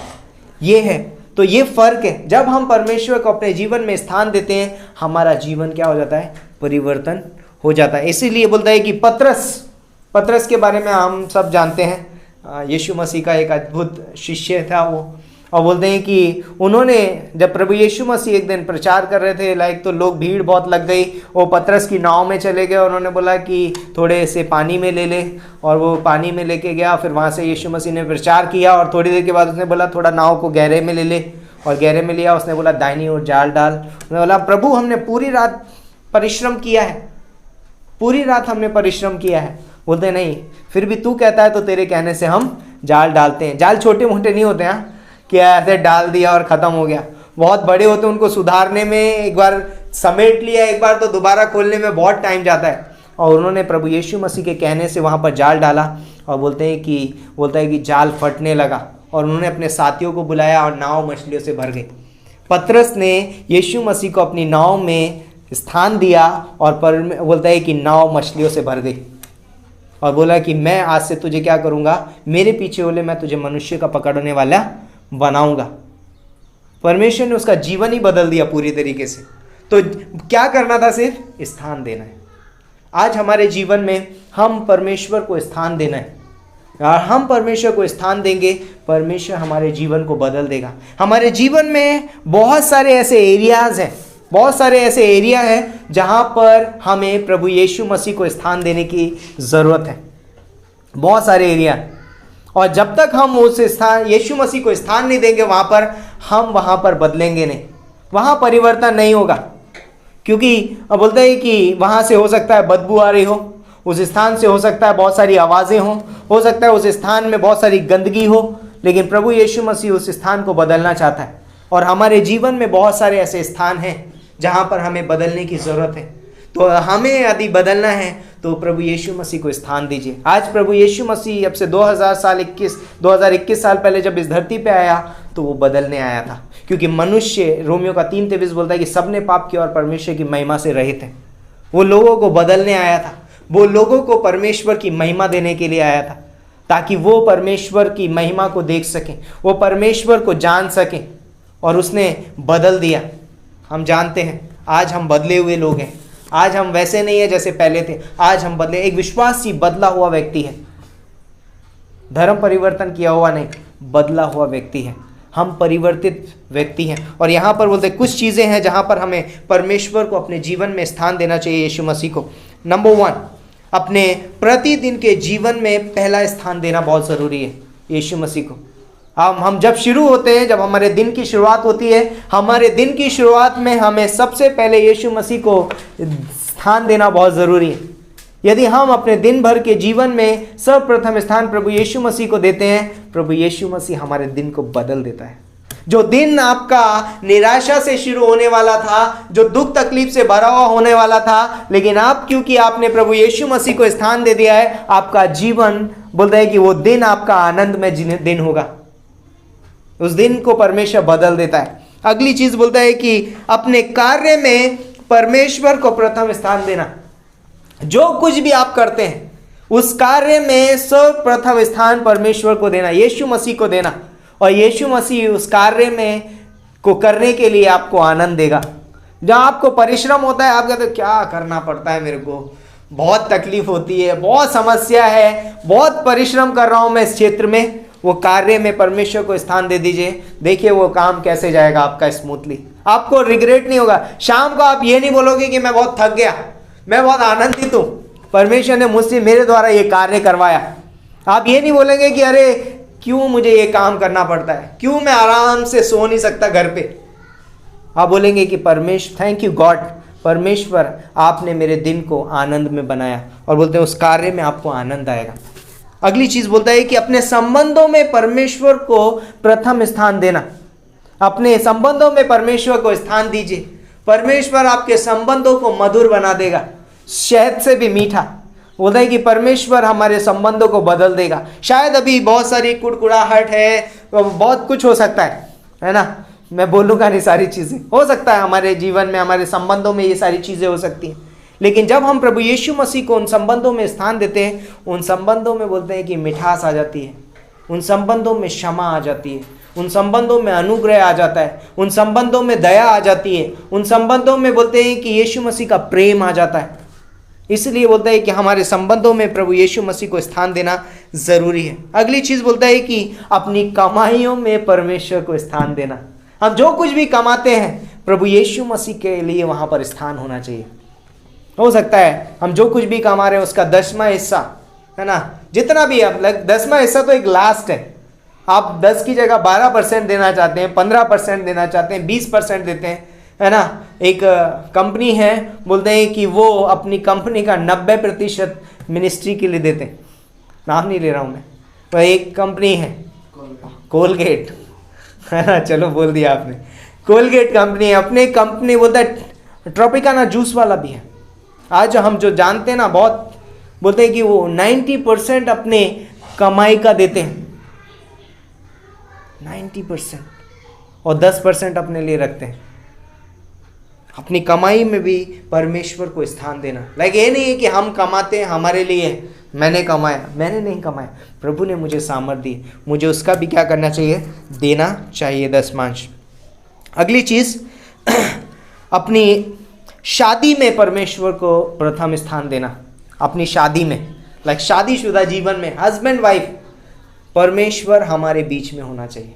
हमें परमेश्वर को स्थान देना। हमारे पास बहुत कुछ स्थान हो सकते हैं, मेरे बच्चे हैं, खाना है, काम है, ये है, वो है, बहुत कुछ हो सकता है। बाद में एंड में बाल पकड़ के खींच सकते हैं हम अपने। लेकिन यदि प्रभु यीशु मसीह को हमने स्थान दिया है तो बोलता है कि प्रभु यीशु मसीह सब कुछ बहुत स्मूथली कर सकता है, बहुत कुछ हो सकता है। उस शादी में बहुत एंजॉयमेंट हो सकता है, बहुत आनंद हो सकता है। उस शादी में आप परमेश्वर को प्रथम स्थान देंगे तो आप बोलते हैं कि परिस्थितियाँ आपको हिला नहीं सकती, आप स्थिर रहेंगे। और वो रिश्ता बोलते हैं ना कि वो 60 साल के बाद में भी आपकी बाहें आपके पार्टनर की बाहों में ही होंगी। क्यों? क्योंकि परमेश्वर बीच में इम्पॉर्टेंट है। छठी चीज़ बोलता है कि अपनी सेविकाई में परमेश्वर को स्थान देना। कई बार हम एज अ सेवक, as a pastor, leader, team होने के नाते हो सकता है हम बहुत कुछ करते हों, लेकिन यदि हम प्रभु यीशु मसीह को स्थान नहीं देते हैं तो सब कुछ व्यर्थ है ना। हो सकता है हम चिड़चिड़ा सकते हैं, अरे मैंने बहुत किया, उसने मुझे धन्यवाद नहीं बोला, मैंने ये किया, मुझे वो नहीं हुआ। बट अगर हम परमेश्वर को स्थान दे रहे हैं अपनी सेविकाई के बीच में भी, तो परमेश्वर उसको टेक केयर कर लेगा, मुझे उसकी चाहत ही नहीं होगी, और परमेश्वर मुझे उस परिस्थिति में भी आनंद प्रदान करेगा। अगली चीज़, 7वीं, अपने हृदय में परमेश्वर को प्रथम स्थान दीजिए। इम्पॉर्टेंट है, हमें अपने हृदय में परमेश्वर को प्रथम। हमारे हृदय में बहुत कुछ है, बहुत कुछ, बोलते हैं भंडार है, कुआं है ये, है ना, जिसकी कोई था नहीं है। इसमें बहुत कुछ है, बहुत कुछ भरते हैं, पर क्या इस हृदय में परमेश्वर के लिए स्थान है? क्या है वो मुझे पूछना है। मुझे अपने हृदय में परमेश्वर के लिए स्थान देना है, इम्पॉर्टेंट है। और बोलता है कि जब हम परमेश्वर को स्थान देंगे चीज़ें बदल जाएंगी, हम परिवर्तन को महसूस करेंगे अपने जीवन में। तो आज इस क्रिसमस के अवसर पे मरियम ने यीशु मसीह को अपनी कोख में स्थान दिया और उसने वो धन्य हो गई स्त्री में। चरनी बोलता है कि वो परमेश्वर की आराधना स्तुति का स्थान बन गया। पतरस का जीवन एक अद्भुत जीवन बन गया, उसने परमेश्वर को अपनी बोट में स्थान दिया, उसकी बोट मछलियों से भर गई। आज क्या आप और मैं अपने जीवन की नैया में प्रभु यीशु मसीह को स्थान देना चाहते हैं? है ना, हो सकता है हम बिलीवर हैं, यस, बट क्या हम प्रभु यीशु मसीह को प्रथम स्थान देते हैं अपने जीवन में? अगर हम देंगे, हमारा जीवन बोलता है कि धन्य जीवन होगा, परिवर्तित जीवन होगा। लोगों को बोलता है कि प्रेम से देखने वाला होगा, लोगों को आगे बढ़ाने वाला हमारा जीवन होगा, लोगों के हृदय को परिवर्तन करने वाला हमारा जीवन होगा। तो क्यों ना हम परमेश्वर को आगे बढ़ाएं अपने जीवन में, ना कि अपनी परिस्थितियों को आगे बढ़ाएं, है ना। इस संदेश के द्वारा प्रभु आपसे बातें करें और हम सबको आशीष दें। आमीन। आइए हम प्रार्थना करते हैं। धन्यवाद देते हैं पिता परमेश्वर, प्रभु यीशु मसीह, इस खूबसूरत समय के लिए, इस दिन के लिए धन्यवाद देते हैं कि तूने हमें चुना है उस दुनिया की भीड़ से, और तू हमारे जीवन में स्थान चाहता है पिता परमेश्वर। धन्यवाद करते हैं, प्रभु यीशु मसीह के नाम से मांगते हैं, आमीन। आमीन। अगर आप देखेंगे इस जगह पे, इस हॉल के अंदर हर एक चीज़ के लिए एक स्थान है। पियानो यहाँ रखा है, इसके लिए एक स्थान है। क्रिसमस ट्री वहाँ रखा है, उसके लिए एक स्थान है। कुर्सियाँ वहाँ रखी है, कुर्सी के लिए एक स्थान है। हर एक चीज़ के लिए स्थान है। बट हमारे जीवन में भी इस तरीके से हो सकता है, बहुत सारी चीज़ें होंगी, रखी हुई होंगी, बट क्या यीशु मसीह के लिए स्थान है?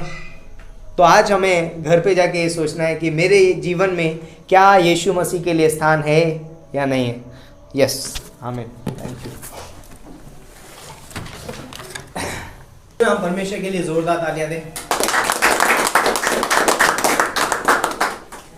गीत को गाएंगे, खुशी खुशी मनाओ, खुशी खुशी मनाओ।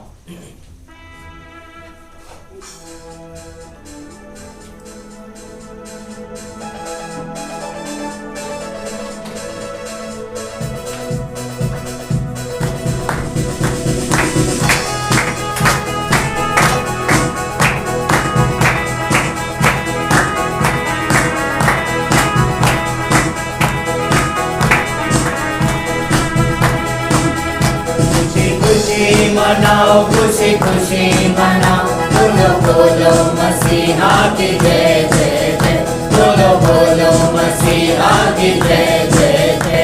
खुशी खुशी मनाओ, खुशी खुशी मनाओ, बोलो बोलो मसीहा की जय जय जय, बोलो बोलो मसीहा की जय जय जय।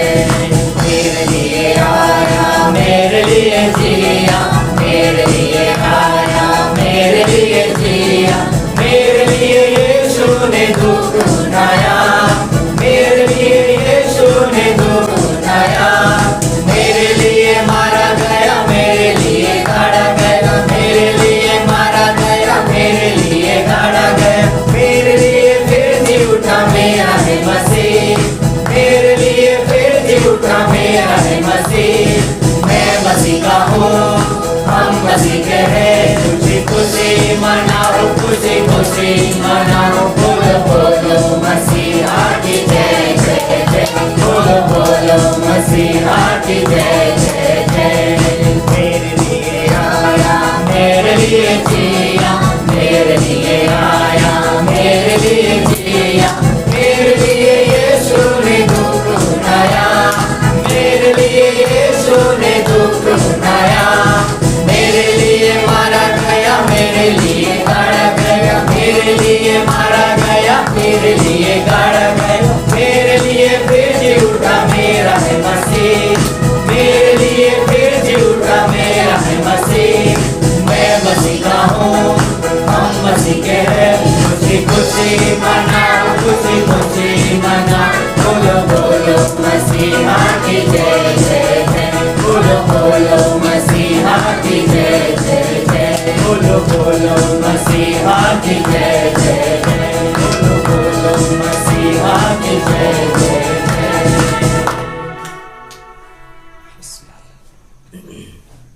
सर्वशक्तिमान हमारे जीवित और महान परमेश्वर पिता, धन्यवाद देते यीशु मसीह कि आपने हमारे लिए जन्म लिया प्रभु, और आपने सिर्फ जन्म ही नहीं लिया लेकिन आप हमारे लिए उस क्रूस पर बलिदान हुए, मारे गए, गाड़े गए और तीसरे दिन मृत्यु में से जी उठे हो प्रभु। हाँ प्रभु यीशु मसीह, आप हमारे उद्धार का कारण हो, आप हमारे आनंद का कारण हो प्रभु। धन्यवाद देते यीशु मसीह के आपकी वजह से आपका स्वर्ग हमारा घर बना है प्रभु, और आपकी वजह से हमने अपने जीवन में सच्ची शांति, सच्चा आनंद पाया प्रभु। धन्यवाद देते यीशु मसीह कि आपने हमारे जीवन में आकर हमारे जीवन को आपने बदल दिया है प्रभु। हमारी जो स्थिति थी वो आपने बदली है पिता। धन्यवाद करते पिता परमेश्वर आज के अद्भुत वचन के लिए प्रभु, कि हम अपने जीवन में आपको स्थान दे प्रभु, ताकि हमारे जीवन से आपकी महिमा हो प्रभु। धन्यवाद करते हैं राजा परमेश्वर, इस सभा में आए हुए हर एक को आपके हाथों में सौंपते हैं। हर एक के साथ संग रहना प्रभु, हर एक की जो भी जरूरत है पिता परमेश्वर आपके वचन के द्वारा पूरा करना, हर एक से बातें करना प्रभु, और हर एक के जीवन से पिता परमेश्वर आपका उद्देश्य मकसद पूरा हो, वैसे हमारी प्रार्थना। धन्यवाद देते पिता परमेश्वर, आगे का हर एक समय आपके हाथों में सौंपते, आप अगुवाई करना। ये प्रार्थना यीशु मसीह के नाम से मांगते हैं। Praise the Lord. हैं।